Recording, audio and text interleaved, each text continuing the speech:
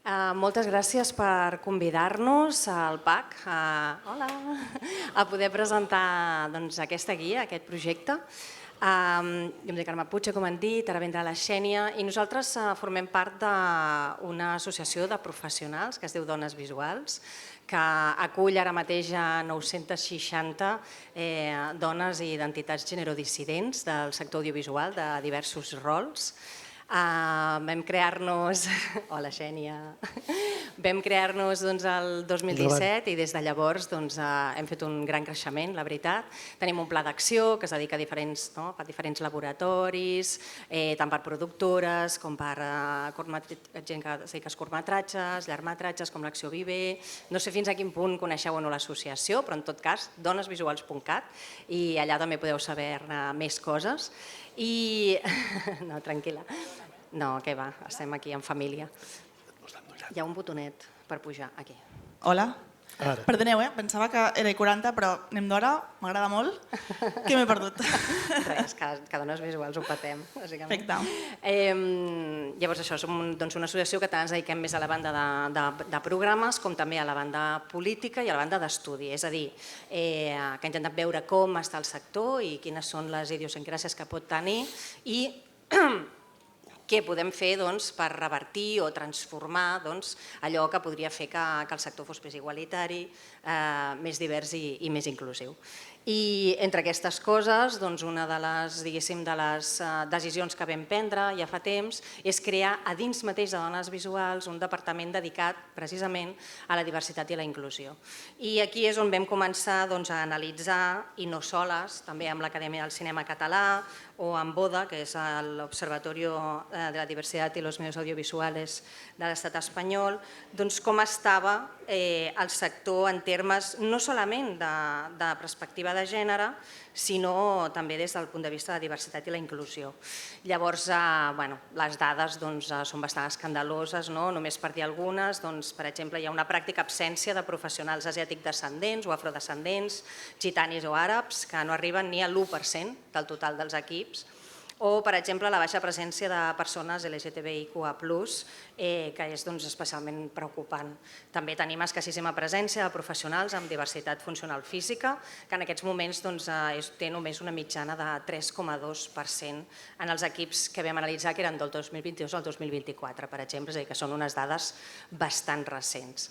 I per tant, d'aquí també, no solament d'aquestes dades de les persones que formen els equips, sinó també de què està passant a davant de la pantalla, que per això la guia parla del davant i del darrere de la pantalla. És a dir, per exemple, l'informe ODA, que aquest passat Sant Sebastià vam estar allà conjuntament amb totes les associacions de l'estat espanyol presentant tota una jornada.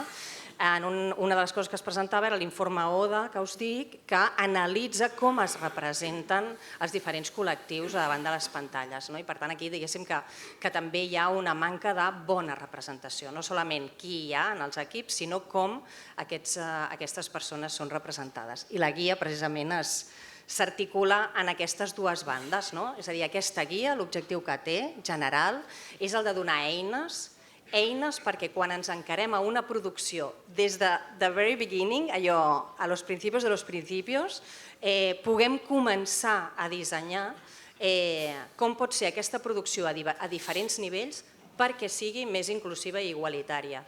I això normalment no vol dir haver de renunciar a res del que creativament volem, sinó tot el contrari. Normalment el que significa és que farem un salt qualitatiu en la diversitat de l'equip, la riquesa del que estem explicant i la profunditat de la nostra història i dels nostres personatges.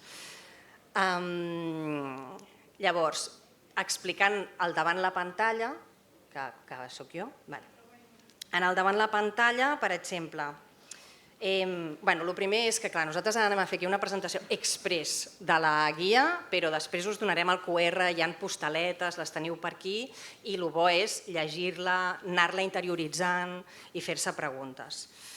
Però, pinzellades, per exemple, representativitat a l'equip, doncs evidentment, incorporar talent del màxim de col·lectius possibles. Si a més estem parlant d'una història que representa o vol representar algunes persones d'aquests col·lectius, incorporar persones d'aquests col·lectius a les històries, perquè això farà que sigui molt més profunda la nostra història, molt més profund el nostre personatge. A nivell de càsting, per exemple, és a vegades molt violent com els càstings es poden articular, com s'anomenen les persones que es demana que estiguin en aquests càstings. Un exemple que passa moltes vegades, es fa un càsting on no s'indica la racialització del personatge que s'està buscant. Per què? Perquè la persona que l'ha segurament promogut és una persona blanca que porta implícit en la seva decisió que si busco dones de 50 anys per fer de doctores, està pensant en dones de 50 anys blanques. Es presenta en aquest càsting una persona afrodescendent i se li diu no, si no demanàvem persones negres. Això és violent per aquella persona, perquè això no ha estat indicat. Per tant, poder no solament indicar correctament què estem demanant, sinó també donar-nos oportunitats a sorprendre'ns dels personatges que potser no ens havíem pensat, com una doctora de 50 anys negra, i que sí que són també molt representatius i molt viables per les nostres pel·lícules. A nivell de personatges, evidentment els personatges, i totes les que esteu aquí ho sabeu, són absolutament inseparables de les nostres trames i de les nostres històries. Per això és tan important que els personatges dels diversos col·lectius que normalment estan infrarrepresentats no apareguin d'una manera totalment secundària, sense personalitat i només com a únic suport al personatge blanc. Jo me'n recordo que a Sitges no sé, potser fa 3 o 4 anys, ara no me'n recordo, van fer un documental molt interessant que era sobre quina havia sigut la representació afrodescendent en el cinema de terror nord-americà. I hi havia una actriu nord-americana, afroamericana, que deia, m'agradaria molt que féssiu un muntatge de totes les escenes que jo he estat, de totes les pel·lícules on hi ha hagut escenes, on jo li deia a un personatge blanc que l'entenia.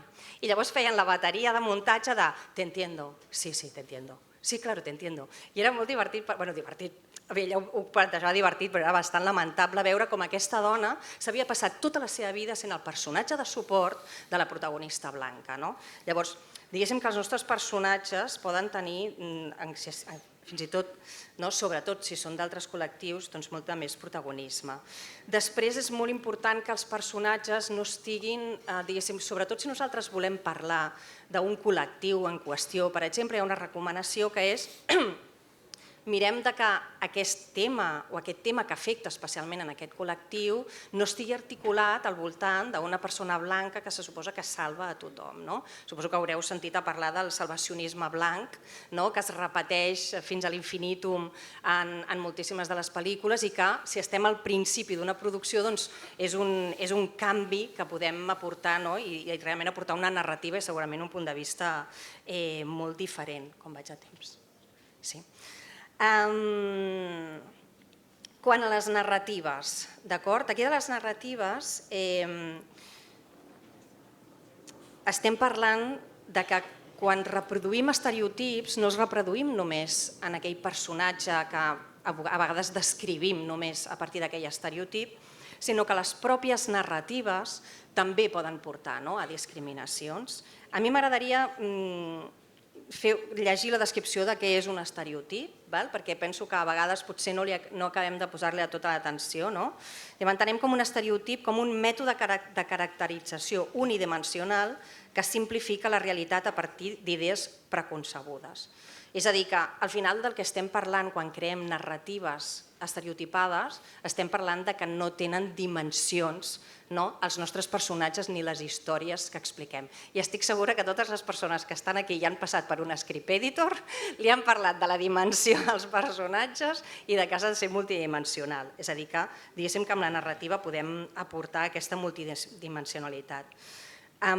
Alerta especial per tots els continguts per infants. És a dir, estem en un moment en què estem vivint tot de continguts per infants, que majoritàriament hi ha Ara s'està revertint, els últims poder 5 anys s'està revertint, sobretot també perquè des de Hollywood i arrel d'iniciatives del British Film Institute tot això s'està canviant, però una narrativa infantil on, per exemple, no hi ha persones homosexuals pràcticament, on pràcticament no hi ha lesbianes, on hi ha moltíssims personatges blancs, on hi ha famílies heteronormatives tota l'estona, així que especial atenció als infants. I finalment, per acabar aquest part del davant de la pantalla, la guia inclou una fantasia, perquè és una fantasia, que és un test per detectar narratives discriminatòries. A veure, no és un test de la superpop, és a dir, això no va de, ostres, vaig a fer-lo i vaig a veure si soc o no soc racista, vaig a veure si la meva narrativa és o no discriminatòria, no és en plan he d'omplir uns xecs i em dona una puntuació. És un test que està pensat per ser un espai de reflexió, és un espai on realment puguem posar-nos a prova i veure els nostres personatges i les nostres narratives com estan construïdes i des d'on els estem construint, i veure si podem millorar-les per tenir aquesta multidimensió, aquests personatges complexos i aquestes narratives, aquestes aventures que realment estan portant, diguéssim, també des d'una lògica als nostres personatges i als nostres universos. No sé si em queda temps per fer un parell d'aportacions. Per exemple, com veieu aquí, el test, el que s'ha estructurat és des de diversos col·lectius, o des d'on hi ha la discriminació, millor dit. Llavors tenim un que és raça, origen, religió i ètnia, un altre basat en LGTBIQA+, un altre des del punt de vista del gènere, un altre discapacitat, neurodivergències i salut mental, i un altre que és classe i context socioeconòmic. Això no vol dir que les vostres pel·lícules travessin tot això, és a dir, que també és allò de mirar-ho i anar-ho reflexionant en el moment en què es necessiti cada part. Per posar-vos exemples, per exemple, la teva pel·lícula, el teu guió, perpetua la idea que les persones racialitzades no pertanyen al territori? És una pregunta a fer-se, no? Jo llegeixo la meva pel·li, estic perpetuant això, realment està argumentat o estic anant a un estereotip, a una mirada que tinc esbiaixada. Relaciono la migració amb la delinqüència, una vegada més, o potser també puc explicar aquesta història des d'un altre lloc. Els personatges bisexuals i gais com a promiscus són presentats constantment a la meva pel·lícula, també un altre biaix que tenim constantment. I així, la veritat és que amb moltíssimes propostes que les companyes del departament van elaborar amb molt d'esforç i recollint les experiències de moltes altres guies i de moltes altres entitats i que us recomano moltíssim. I crec que ara podríem passar darrere de la pantalla. Darrere de la pantalla, que és la següent part d'aquesta guia, que jo crec que és especialment interessant pels productors. Llavors estem en el lloc indicat. La segona part parla sobretot de formar equips diversos i inclusius. Amb la lògica de que encara que tu davant de la pantalla estiguis incloent col·lectius discriminats, si tu no fas que aquests col·lectius també formin part de l'equip que està explicant aquesta història darrere de la pantalla, estàs creant una espècie de miratge, perquè no estàs reflectint la verdadera realitat del sector. Llavors, la guia el que fa és donar eines, exemples, propostes perquè com a creador, sobretot persones que formen els equips, puguis aplicar algunes coses, les que puguis sempre, i efectivament anar cap a un sector que sigui més divers i més inclusiu. Llavors, la guia proposa 4 grans eixos com d'actuació. Exacte, el lideratge creatiu, la guia diu que el talent ha de formar part dels equips, evidentment, però també aquest talent ha de formar part dels equips de lideratge, o sigui, hi ha d'haver líders. Perquè al final els teus caps d'equip prenen decisions, moltes vegades són els que acaben de formar els equips i llavors si en les posicions de lideratge tu no tens a ningú de col·lectius discriminats és molt fàcil tornar a caure en aquestes dinàmiques en les quals sempre caiem.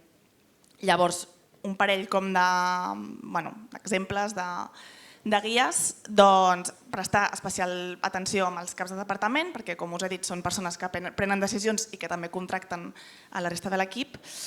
I proposo també, això us agradarà molt als guionistes, remunerar el desenvolupament, perquè el desenvolupament és un començar tot i no tothom pot permetre's desenvolupar quelcom gratuïtament al final, pensant que la remuneració vindrà després. Llavors, des d'empreses, des d'entitats, des d'institucions públiques, també fer aquest esforç per remunerar aquesta primera fase, perquè si tu fas això ja estàs donant l'oportunitat a que entrin al sector a moltíssima gent que si no, no podria entrar precisament perquè no pot permetre's treballar gratuïtament.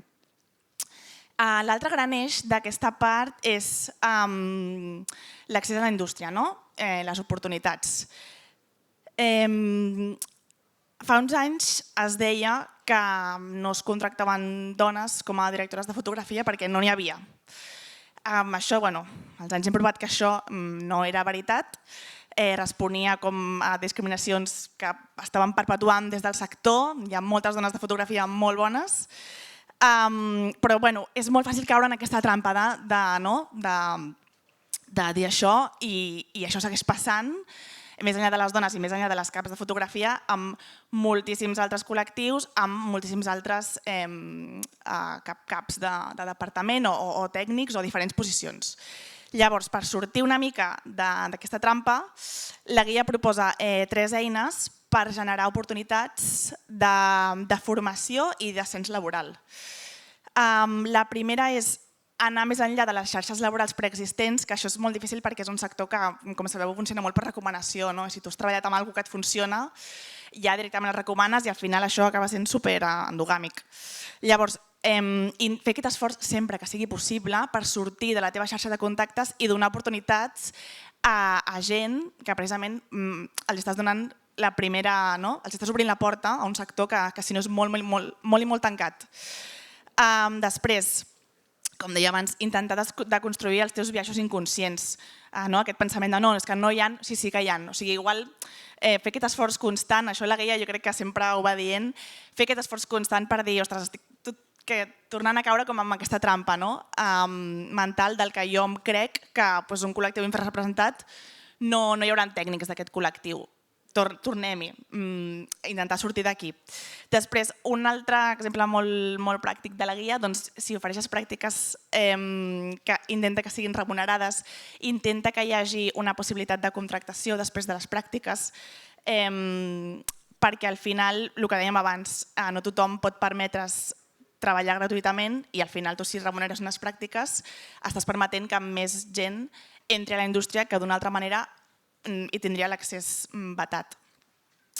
Finalment, el tercer gran eix és els espais lliures de discriminacions, que això pot semblar una obvietat, però no ho és, i ara repassaré una mica els 3 grans eixos d'acció de la guia, però les discriminacions poden ser de moltes maneres. Pot ser un comentari racista, pot ser una actitud masclista, pot ser unes escales sense sensor en un rodatge. O sigui, realment hi ha moltes actituds, moltes accions que estan ficant una discriminació i des del nostre privilegi podem no ser-ne conscients. Llavors, la guia la repassa a partir també de 3 grans punts. La primera la titula Accessibilitat i conciliació. Jo ara us ficaré una mica els exemples que alguns direu són molt obvis, no sempre hi pensem. El primer, tots els espais haurien de ser accessibles en cadira de rodes. Després, la possibilitat d'implementar protocols mèdics davant d'un professional que té una determinada malaltia, o sigui, no vetar els nostres espais de treball a una persona que potser necessita certs tractaments perquè el rodatge no ho permet o l'espai que estem creant no ho permet. Intentar sempre que sigui accessible l'espai on estem treballant. Després, en la mateixa línia, no estigmatitzar la salut mental.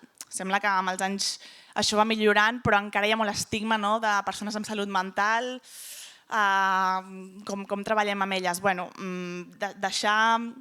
Deixar una mica el que dèiem abans, aquests biaixos inconscients que encara tenim molt al cap. Després, coses, repeteixo, molt bàsiques, però que sembla que encara no no estem allà. Oferir sempre que es pugui, teletreball, respectar la jornada de 8 hores, intentar ser flexible. Tot això no només ajuda a col·lectius discriminats, ajuda a la conciliació familiar, ajuda a persones neurodivergents que potser no estan còmodes treballant en una oficina, però a casa poden fer perfectament la feina de producció del que sigui. I finalment, en aquest apartat d'accessibilitat i conciliació, una eina que cada vegada es fa més, per sort, que és tenir en compte en els teus pressupostos, ja sigui d'una pel·lícula, d'un festival o del que sigui que estiguis organitzant, una partida per ludoteca, intèrpret de persones sordes, assistents per a persones amb diversitat funcional a dins d'un festival. Tot això són petites eines, com que fa uns anys ningú ficava al seu pressupost cap partida per sostenibilitat i ara la fiquem tots, no? Doncs aquestes petites coses que fan que caminem cap a un sector una mica més accessible, més conciliador. Segueix, a veure. Segueix la guia dins dels espais lliures de discriminacions. Té una part molt important de formació, aprenentatge i diàleg, perquè jo crec que la guia també fa molta reflexió sobre que ens podem formar contínuament per no caure en aquestes coses que caiem sempre. Comença parlant també dels protocols de prevenció i abordatge, de discriminació i assetjament, que la guia del cinema català en fa periòdicament. Són gratuïtes, són una meravella, sisplau, aneu a les formacions de l'acadèmia perquè realment s'aprèn molt. Després, petites coses com els banys, no segregar-los per gènere, ficar els teus pronoms a la signatura dels correus, tot això també facilita l'aprenentatge o el diàleg entre tots els que treballem junts. En general, una actitud oberta al canvi i a la crítica. Tenir espais de feedback. Quan acabes de fer un projecte, potser envies un formulari anònim de què t'ha semblat, com podem ser millors, més accessibles, com podem millorar. Després, formació en sensibilització sobre diversitat. Igual que nosaltres fem les formacions de l'acadèmia, doncs potser abans de començar un projecte amb els teus caps d'equip els hi fas una formació específica. Pensar en aquestes petites eines, sobretot com de prevenció. Després, també contractar equips formats. O sigui, si tens una pel·lícula on l'equip de vestuari haurà de posar hijabs, que en sàpiguen. Si tens una pel·lícula on hi haurà actrius negres, que les persones de maquillatge i perruqueria sàpiguen tractar aquella pell i aquell cabell. Com deia la Carme, situacions en les quals, malauradament, les actrius negres es troben que no s'hi haurien de trobar. I, finalment, en els últims anys també s'ha avançat molt amb això, que són figures de referència en rodatge que ens poden ajudar a tot això, com són les coordinadores d'intimitat. Actualment també existeixen les coordinadores d'accessibilitat, que a poc es van popularitzant i trobant el seu lloc, i que realment jo crec que les agraïm molt perquè ens ajuden a fer una millor feina. I finalment, també la guia fa una menció a l'àmbit territorial. En cas de rodar fora d'una gran ciutat, anar-te'n a territoris del sud global, intenta incorporar personal de la zona al teu equip, intenta formar els equips amb nocions bàsiques culturals del lloc on vas, intenta formar els teus equips en antiracisme per evitar lògiques colonials, si vas a segons quins territoris del sud global. En fi, formació és una cosa que la guia realment hi creu molt. I finalment, l'última gran part d'aquest bloc són les audiències. Això potser va més destinat a la distribució, però a mi em sembla molt interessant perquè al final afecten a processos d'exhibició i distribució que, si vols que el teu producte vagi bé, hi passem tots. Llavors, hi ha tot un apartat de l'accessibilitat universal que no només parla de la subtitulació o de l'audiodescripció, que seria com el bàsic, que jo crec que mica en mica ens anem adonant que això és important, sinó parla de les sales també, de sales de cinema, places reservades adaptades, entrades gratuïtes per assistents, programar sessions amb subtitulació especial, amb llengua de signes, amb audiodescripció, Mira molt bé també l'accessibilitat física i els serveis d'interpretació amb qualsevol event que facis. Sobretot, si tens eines, posa-les a la web, o sigui, publicita-les, perquè, clar, estàs facilitant a la gent que pugui veure si tu pots adaptar-te a això o no. I finalment en el disseny de plataformes i televisions ja implementar les interfícies amb accessibilitat, que són coses de calaix, però com repeteixo, la guia fa un bon repàs perquè de vegades sembla que es queden fora. I finalment, ja vaig acabant, parla també de les audiències menys tingudes o descentralitzades inclús. Per una part, tenir-les en compte en campanyes de màrqueting. Si tu no saps com comunicar la teva campanya, sempre hi ha associacions que t'ajudaran a ajudar-te a comunicar la teva pel·lícula per a certs col·lectius i fer-los arribar als continguts. I finalment, això potser més de cara a festivals, potenciar els circuits d'exhibició alternatius, festivals temàtics, en zones rurals, projeccions amb preus assequibles, etc. Aquest bloc acaba una mica així i finalment dona com un parell de dades de realment com a públic estem buscant tot aquest canvi.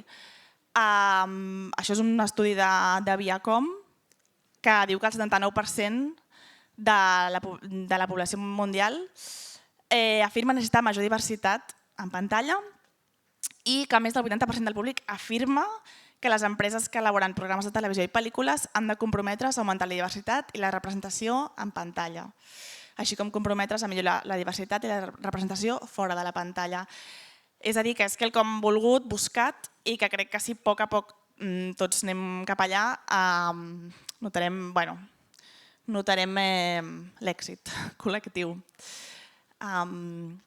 I ja està. Les conclusions, no sé si vols... A veure, les conclusions és que llegiu la guia?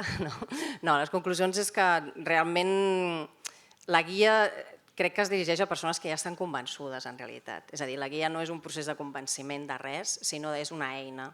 Vull dir, crec que està dirigida a aquelles persones de tota la indústria que tinguin ganes de fer un canvi però no sapiguin com fer-lo. I que ens passa a totes, tota l'estona, en realitat.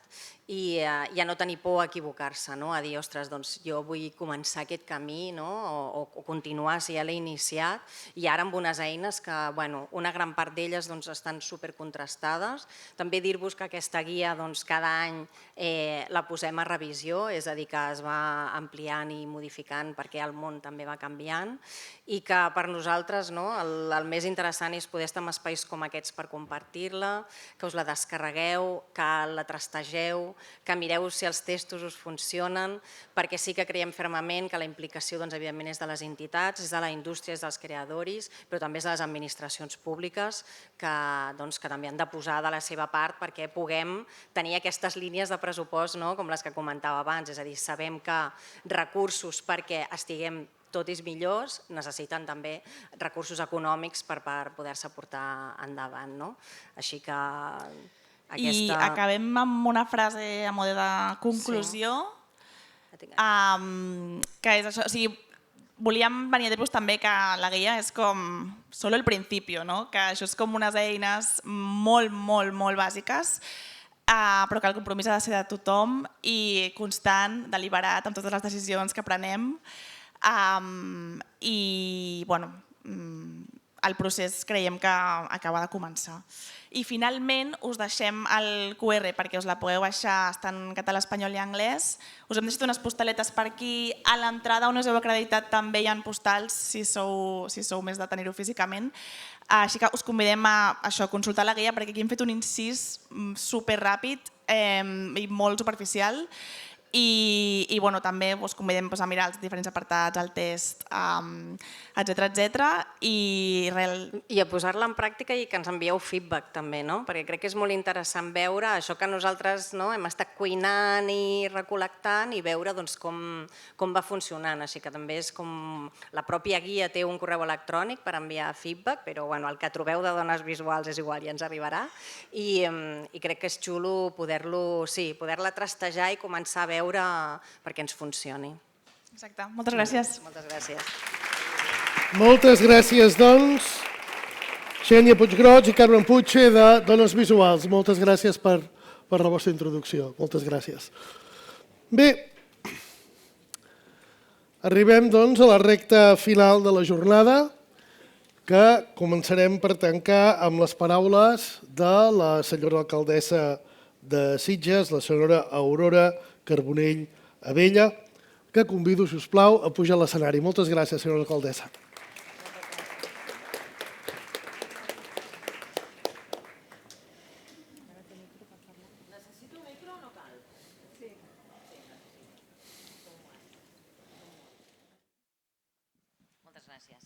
Moltes gràcies, bon dia a tots i a totes i moltíssimes gràcies per estar aquí, per estar avui aquí. És un plaer tancar aquesta nova jornada en aquest marc incomparable del Festival de Cinema i envoltada de tants professionals com vosaltres.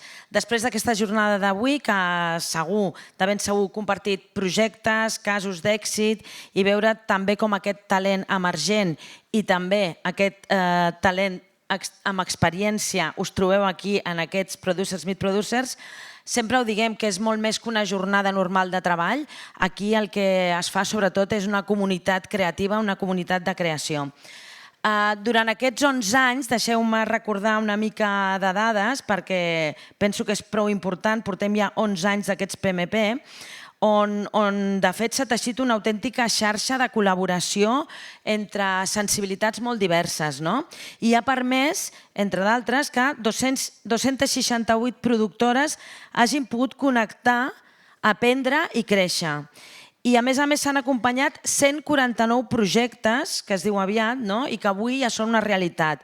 Per tant, darrere d'aquestes xifres, d'aquests números, el que està claríssim aquí és que hi ha persones, que hi ha treball, que hi ha passió i que hi ha moltes hores de dedicació i sobretot de dedicació i de creativitat compartida. Des de l'Ajuntament de Sitges veiem sempre aquests PMP com una iniciativa plenament alineada també amb la nostra manera d'entendre la cultura, la manera que entenem aquí a Sitges, no només com a motor econòmic, sinó també com a motor social i motor identitari. El nostre municipi, com bé sabeu, té una llarga tradició en acollir artistes, sempre ho diguem, que ja el Santiago Rossinyol en el seu moment ja va venir aquí com a creador, com a innovador, persones que sobretot s'han deixat inspirar per la nostra llum, pel nostre mar, pel nostre esperit també de molta creativitat. I de fet l'audiovisual n'és un d'important i avui fa aquesta continuació natural. Per això des de l'Ajuntament de Sitges nosaltres apostem també per aquesta economia audiovisual, sempre ho diguem que per nosaltres és un del sector econòmic més important. Sitges, ja ho sabeu, és una destinació turística, per tant el turisme és el nostre sector econòmic estrella, és veritat, però no ens neguem, evidentment, a altres sectors i l'audiovisual justament és una de les potències industrials importants per nosaltres perquè sabem que genera ocupació, impulsa activitat de moltes empreses locals, de fet, i ens reforça també la marca Sitges com a referent internacional. Per això us voldria avui nomenar dos projectes nous que des de la Regidoria de Promoció Econòmica, que és la implicada aquí en aquest acte, tenim a través de la nostra Sitges Film Commission, que és una de les primeres també de Catalunya. Aquest any tenim dos nous projectes. Un és una nova pàgina web de la Sitges Film Commission on es pot veure exactament totes les localitzacions i com es treballen, com podeu contactar per tal de venir aquí a fer les vostres filmacions, la vostra publicitat. És una pàgina web bàsicament sobretot per localitzacions. I després que esperem que per allà a la primavera puguem fer un concurs de curtmetratges, que es dirà Rosario Pi i que ens fa molta il·lusió il·lusió engegar des d'aquí, des de l'Ajuntament de Sitges. Vull posar en valor el que hem escoltat ara, aquesta presentació d'aquesta guia de Transformem l'audiovisual. Moltes felicitats, moltes gràcies també, perquè de fet és una tasca imprescindible que nosaltres des de l'Ajuntament també treballem molt amb la igualtat, amb la inclusivitat, amb tots els esdeveniments que fem aquí a Sitges i també amb la manera de treballar el dia a dia, evidentment des del nostre Ajuntament. I per tant ens enorgulleix la veritat que aquí també, en els PMP i amb les produccions, assumiu també aquests reptes d'igualtat d'oportunitats, de diversitat i sobretot jo sempre dic que Sitges és orgullosament diversa, per tant, evidentment que aquí també ho hauríem de tenir. Abans d'acabar, això sí, volia donar les gràcies a tots els que feu possible aquesta jornada d'avui, persones i institucions com la PAC, que els he vist per aquí abans, la Fundació del Festival, evidentment, l'ICEC, la direcció del programa i a tot l'equip organitzatiu que hi ha al darrere. Gràcies també a la nostra regidoria de promoció econòmica, que aquí ens acompanyen alguns tècnics i penso que ha iniciat el nostre regidor Albert Oliver, perquè també per la seva implicació constant en aquest esdeveniment que, com dic, fa 11 anys. Però sobretot gràcies a vosaltres, productors, productores, per continuar creient en el cinema i per apostar pel talent i per compartir la vostra passió amb Sitges. Espero que avui hagi sigut força productiu aquesta jornada i que siguem ampliant any rere any aquests Producers Meet Producers. Moltíssimes gràcies a tots.